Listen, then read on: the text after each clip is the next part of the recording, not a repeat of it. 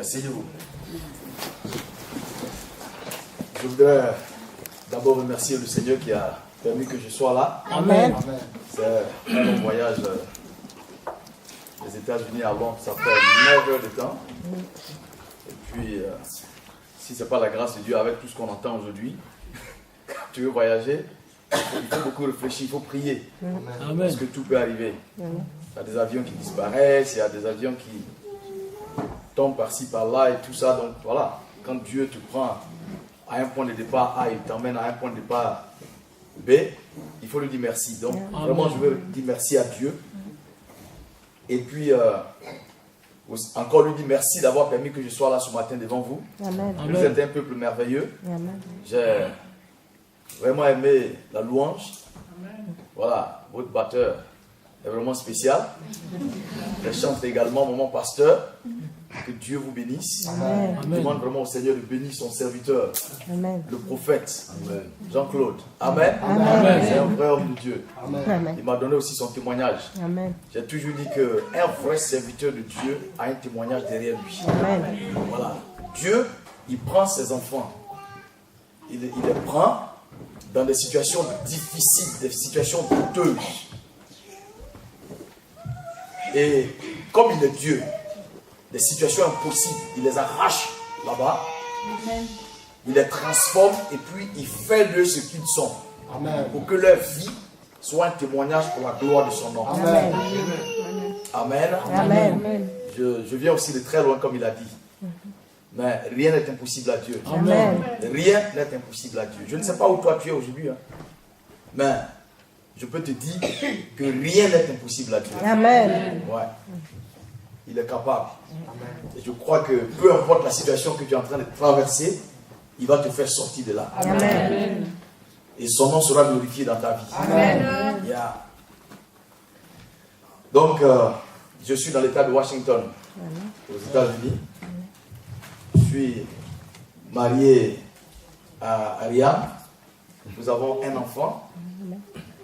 Et donc, ça va faire bientôt 4 ans que je suis là-bas. Je suis ivoirien. Et voilà. Dieu nous a permis de pouvoir commencer une église là-bas aussi. Amen.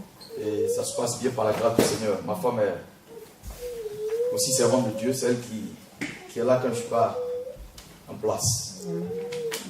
Donc, c'est un plaisir, un bonheur pour moi de me retrouver au milieu de vous. Je disais à l'homme de Dieu que je passe ici, mais je ne suis jamais descendu à Paris.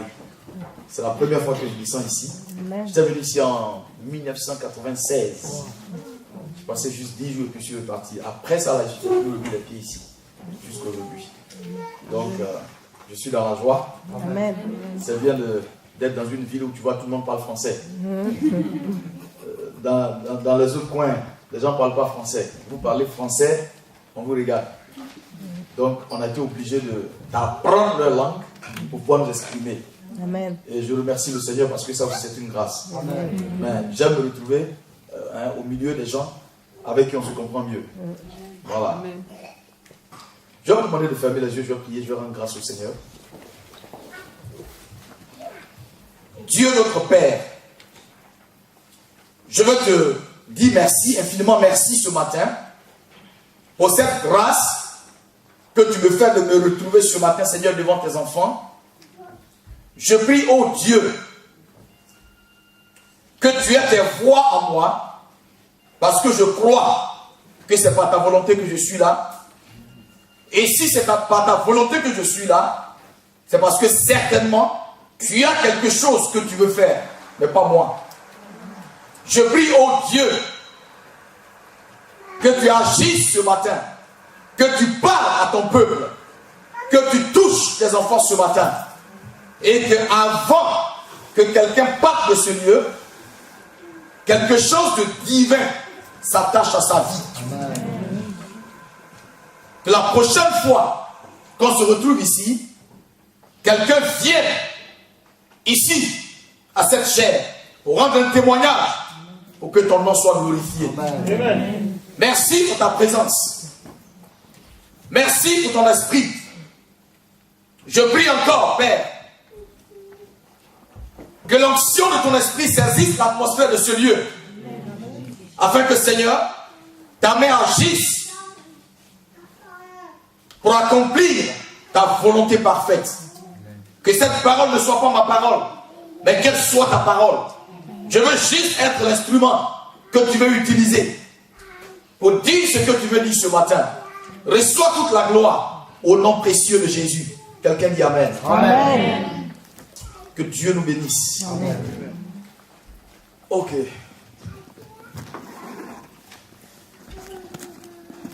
Je veux que quelqu'un prenne sa Bible avec moi dans le livre de Matthieu.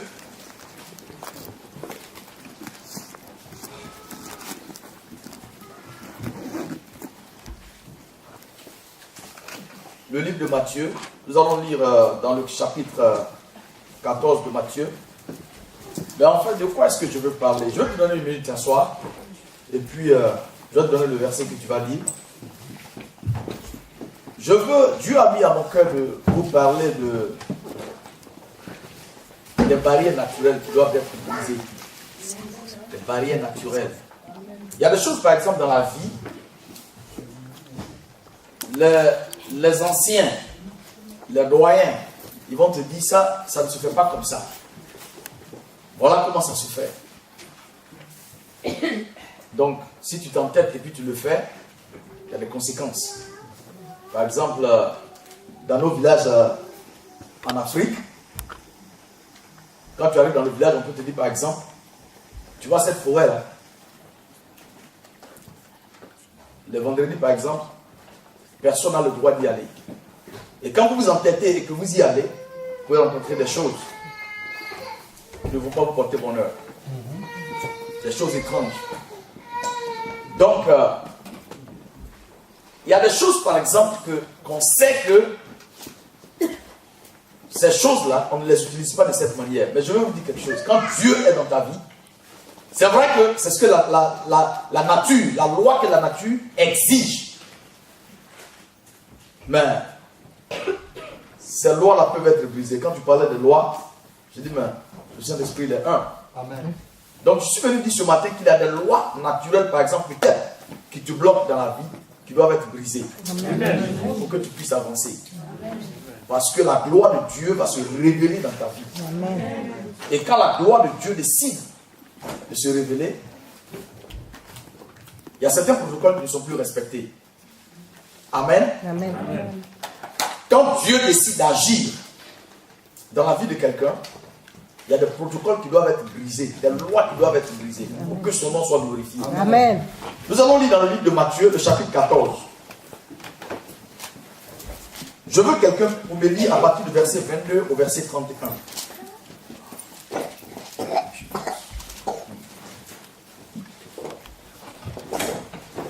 Dans le livre de Matthieu, le chapitre 14, à partir du verset 22 au verset 31. Je veux quelqu'un pour me lire. Aussitôt après, il obligea les disciples donc Jésus oblige ses disciples à monter dans la barque. À monter dans une barque. Et à passer avant lui de l'autre côté. Et donc d'aller sans lui de l'autre côté. Pendant qu'il renverrait la foule. Donc pendant ce temps, lui, il a pris le temps de renvoyer la foule qui était là. Quand il l'eut renvoyé, il monta sur la montagne. Donc après avoir renvoyé la foule, Jésus va monter au sommet de la montagne. Pour prier à l'écart. Et comme le soir était venu, il était là seul. Oui. La barque, déjà au milieu de la mer, était battue par les flots. Car le vent était contraire. Le vent était contraire. À la 4e veille de la nuit. À la 4e veille de la nuit. Jésus alla vers eux. Donc Jésus décide de rejoindre ses disciples. Marchant sur la mer. Et il a marché sur la mer. Quand les disciples le virent marcher sur la mer. Quand ses disciples l'ont vu marcher sur la mer et venir vers eux, ils furent troublés. Ils ont eu peur. Et dirent. Et donc ils se sont dit les uns les autres. C'est un fantôme. Ça c'est un fantôme. Nous n'avons jamais vu cela. Et dans leur frayeur. Et dans la frayeur. Ils poussèrent des cris. Ils ont commencé à crier. Jésus leur dit aussitôt. Donc Jésus a su qu'ils avaient peur. Et donc il va s'adresser à eux. Rassurez-vous. Rassurez-vous. C'est moi. C'est moi. N'ayez pas peur. N'ayez pas peur. Pierre lui répondit. Pierre donc lui dit, Seigneur, si c'est toi, Seigneur, si c'est vraiment toi, ordonne que j'aille vers toi ordonne que moi j'aille vers toi sur les eaux. sur les eaux. Et il dit, Et donc Jésus lui dit, viens. viens Pierre. Pierre sortit de la barque Donc Pierre descend de la barque et marcha sur les eaux et il pose son pied sur l'eau et commence à marcher pour aller vers Jésus. pour aller directement vers le Seigneur. Mais voyant que le vent était fort, Et donc quand il avançait, il a vu que le vent a commencé à souffler fortement. il eut peur. Donc il a eu peur. Et comme il commençait à s'enfoncer, Et comme il a commencé à s'enfoncer, il s'écria, donc il crie, Seigneur, Seigneur, sauve-moi. sauve-moi. Aussitôt Jésus étendit la main et le saisit et lui dit, homme de peu de foi, Homme de peu de foi, pourquoi as-tu douté? pourquoi donc as-tu douté? Amen. Amen. Que le Seigneur bénisse sa parole. Bien aimé, voici la parole que Dieu a déposée dans mon cœur de partager avec toi ce matin. Amen. Donc la Bible dit que Jésus avait rencontré une foule. Il a enseigné la foule. Et donc après son enseignement, il donne un ordre à ses disciples de passer de l'autre bord de la mer. Donc après leur avoir donné ce temps, lui-même va quitter les lieux et il va au sommet de la montagne. Il va se retirer, il va se ressourcer, il va se mettre en prière, il va entrer dans une intimité avec le Père. Je vais dire à quelqu'un ce matin que ta réussite en tant qu'enfant de Dieu va dépendre de ton intimité avec Dieu, le créateur de l'univers. Amen. Si tu es né de nouveau, tu as reçu Christ comme ton Seigneur. La Bible dit que ton nom est écrit dans le livre de vie. Amen. Mais moi je vais te dire que malgré que ton nom est écrit dans le livre de vie, il y a certaines choses que tu ne vas pas arriver à avoir, ou certaines choses dont tu ne pourras pas bénéficier si tu n'as pas une intimité avec le Dieu qui t'a sauvé. Amen. Jésus est le Fils de Dieu. Lui-même savait qu'il était le Fils de Dieu. L'onction était sur sa vie. Lui-même savait que l'onction était sur lui. Mais la Bible dit, quand il croise les peuples, quand Dieu agit, quand il annonce le royaume, quand il opère les miracles, quand il finit, que fait-il? Il monte sur la montagne. Il se ressource. Il va, il entre dans cette intimité avec le Seigneur. Il se remplit de nouveau et puis il descend. Et quand il descend, Dieu continue d'agir. Si tu es ici ce matin et que tu entends le son de ma voix, Dieu veut te dire d'avoir une intimité avec lui. Amen. Quand il y a une intimité réelle entre toi et Dieu, là où les portes sont fermées, à cause de l'intimité qu'il y a entre toi et le créateur de l'univers, je te dis que tu vas te mettre là, les portes sont fermées, tu vois, sur le plan naturel, une muraille au devant de toi, qui te dit que tu ne vas pas accéder à l'endroit où tu veux partir. Mais moi je vais te dire, à cause de cette intimité, quand tu vas t'approcher, les murs vont descendre. Amen. Elles vont descendre. Amen. Les barrières qui sont devant toi vont tomber. Amen. Tu veux grimper, tu vas avancer. Une main visible va te saisir et t'emmener là où tu veux être. Amen. C'est le secret de la réussite. Jésus connaissait cela. Bien-aimé, saisissons l'arme de la prière. C'est la seule arme qui est